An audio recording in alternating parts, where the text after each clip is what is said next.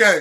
So for real. Okay, so obviously Ben Roethlisberger, Hall of Fame quarterback, but getting up there in age, and a lot of people think that he's not a quarterback that's going to play for the next 4 to 5 seasons. Actually, a lot of people think that this might be his last season. Now, obviously, you have Mason Rudolph on the roster. You still have Josh Dobbs. But I'm keeping my eyes on Dwayne Haskins. I've talked about this multiple times on the channel. I'm going to kind of leave this to JT right here because, like I said, I was a huge Dwayne Haskins supporter when he was at Ohio State. I felt that coming out, he had the potential to be potentially a Ben Roethlisberger type quarterback. Big, strong arm, great size, great decision maker. Obviously fell flat on his face in Washington. But I think that he's going to get a fresh start. I think that he's a changed quarterback where he's actually putting in the work, whereas in Washington, he kind of, was immature, didn't want to put in all the work, kind of tried to do the bare minimum. I think Dwayne Haskins having that great season at Ohio State and then coming out the year after that, that was kind of one of the worst things to happen to him because he looked at himself and he said, man, this is easy. 1 year and I do this, I'm good. I'm going to come to the NFL. And I felt that he probably should have came back for another season just because he's a pure pocket passer and those guys really need to be able to dissect defenses to be successful. They don't have to get out of jail free card like a Lamar Jackson or a Kyler Murray where those guys, they don't have to read defenses at an elite level. They can just make stuff up on the fly. So, JT, looking at Dwayne Haskins, do you believe he is the successor to Ben Roethlisberger? What are your thoughts on him as a quarterback and if he's the potential next franchise guy in Pittsburgh? I believe he is, and I believe he's going to be really good. I don't really know, man. I think Dwayne Haskins is just a backup plan in case the Steelers can't find a good replacement next offseason. Because you got to remember, the Steelers are going to have a lot of cap space. As a matter of fact, they're going to be top 3 in cap space. And then once they sign T.J. Watt, Minka Fitzpatrick, and whatnot, they're still going to be top 5. Steelers could easily go after Aaron Rodgers. Maybe. If depending on how the season goes, they could be in a position to draft a quarterback next year. There's a lot of great QB prospects. So for right now, I just view Dwayne Haskins as somebody that he's an insurance plan just in case they can't find a better option. Because you got to remember, they only gave him a 1-year deal. So he'll be a free agent next year. So for all we know, if Dwayne Haskins leaves and they don't re-sign him, that's more cap space to go out and get a better QB. So if they can't find a better option to succeed, and rather that be the draft or free agency, then I see them bring back Dwayne Haskins on probably like another 1-year prove-it deal to say, hey, what can you do as a starter? Like, a lot of people think the Steelers are gambling all their eggs in one basket. That's not what they're doing. They're giving Dwayne Haskins a chance to show what he can do. That's why he's on a 1-year deal. Because if he was on a 2-year deal, I would come on and say, oh, yeah, I think he probably will be the successor. But he's only on a 1-year deal. And the Steelers have a lot of cap space. So the way I view it as, if the Steelers can't find better options, then Dwayne Haskins is their go-to option for next season. He'll know the system. Hopefully he'll be developed. I think that they kind of gave him the 1 year because they're pretty much saying, we're not handing you anything because, let's be real, the character concerns and the strip clubs and the things that you heard about him in Washington, it was concerning. And I think that might have turned some teams off. So I understand the fact that they only gave him a 1-year deal, but I really do believe in Dwayne Haskins. I think that, like I said, he's a changed quarterback. And I think that we need to realize that he can hit the reset button. I think a lot of people are kind of writing him off to the point where they say, oh, he's a bust, he's no good. And I understand the film was not overall that great at Washington, even though I do think that he showed some progress as a rookie where he was getting better once Jay Gruden got fired. Then they let Kevin O'Connell go, the offensive coordinator that seemed to be really working with Dwayne Haskins. But in Washington, it just really wasn't going to work. He was drafted to a team that wasn't very good from the jump, a rebuilding team that didn't even want to draft him, where you had Jay Gruden, having headbutts with Daniel Snyder saying, I'm not endorsing my future with Dwayne Haskins, where Daniel Snyder said, I want marketability. I think this guy is really good, and maybe he can sell jerseys. This is the only way we would truly find out if Dwayne Haskins is the guy. God forbid this happens. Big man gets injured. Dwayne, then it comes down to, are you going to bring in Mason, Joshua Dobbs, or Dwayne Haskins? And you got to remember, Mason Rudolph also is playing on a 1-year deal.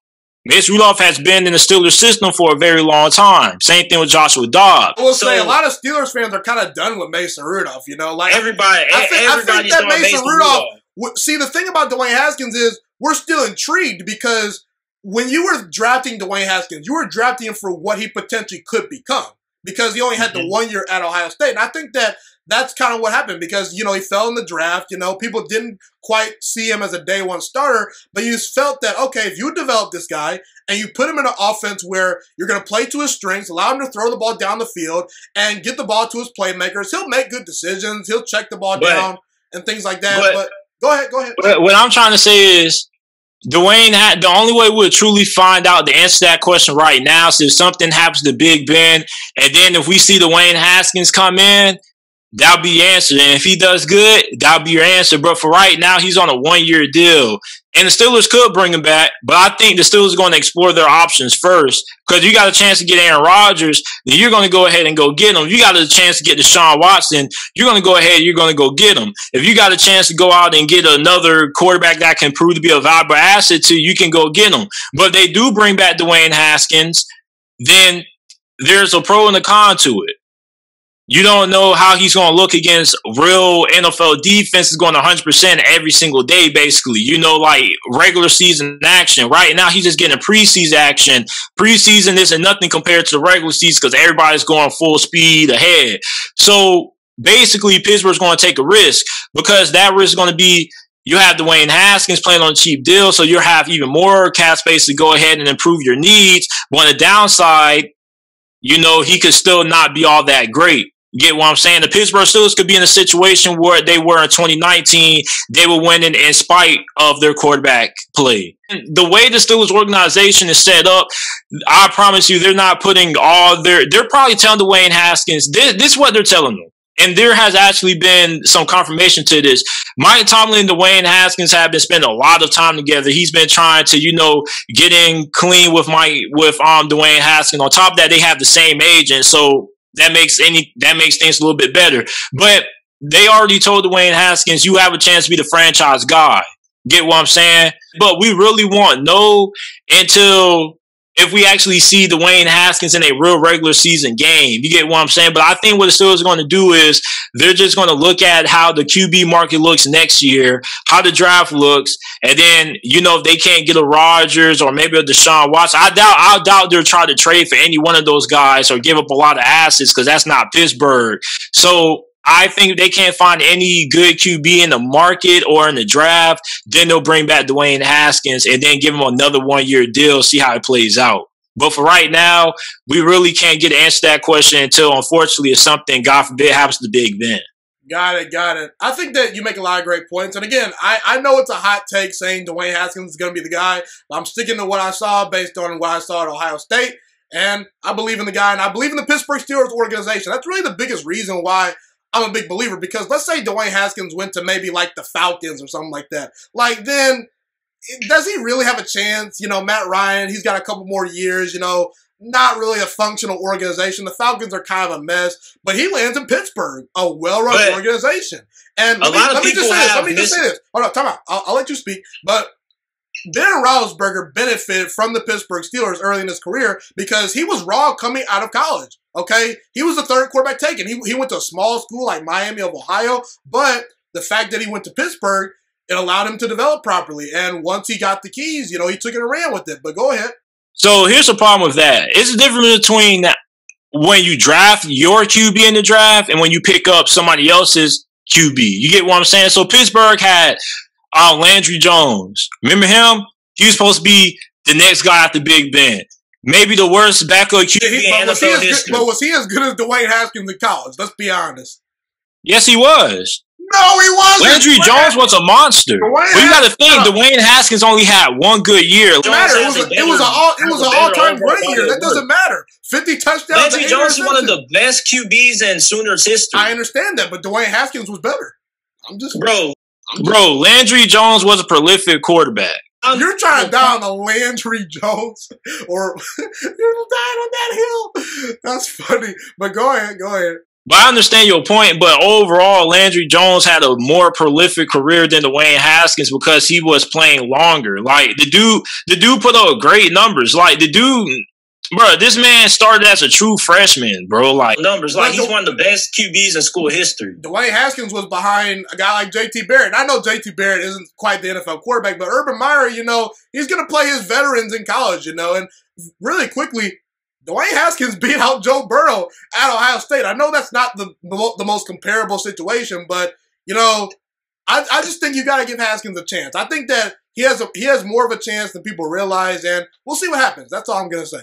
Because they say the same thing about Joshua Dobbs, and he hasn't really got one opportunity. Las Vegas. Wasn't Joshua Dobbs a 4th round pick though?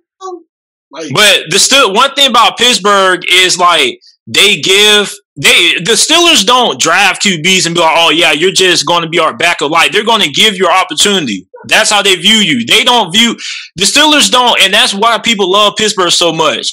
They don't draft and go, oh, yeah, you're just going to be a long-term backup for us. You get what I'm saying? Like, you're going to get an opportunity, especially when you have injury-prone Big Ben. That's injury-prone. That's what he was. You're going to get an opportunity. So the question is, were you going to seize that moment? And a lot of those guys didn't really seize the moment. Landry Jones had multiple chances to seize that moment. Mason Rudolph, too. Yeah, But here's my thing. Mason Rudolph wasn't bad the first year he had. You get what I'm saying? Like, Myles Garrett knocked him upside the head with the helmet, and he wasn't the same again.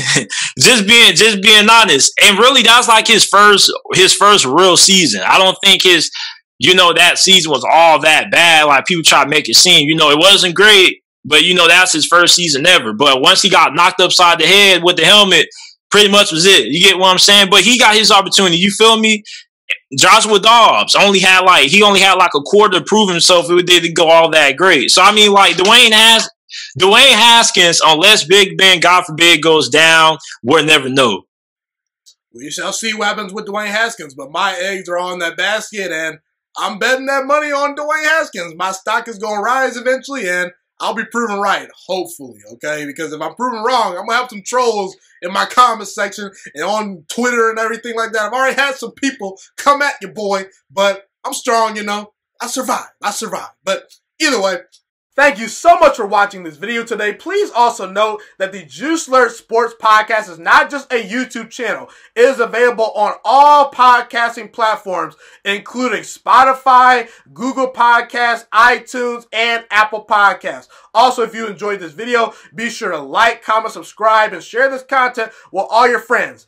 This podcast is my favorite thing in the entire world right now. It is my passion. And I want more people to listen to this podcast. I really want this podcast to grow. Also, a fun fact about me is that I want to go into the sports broadcasting and media world once I graduate from the University of Toledo, a college in Northern Ohio. I am looking to become one of the next great sports broadcasters and analysts out in the world.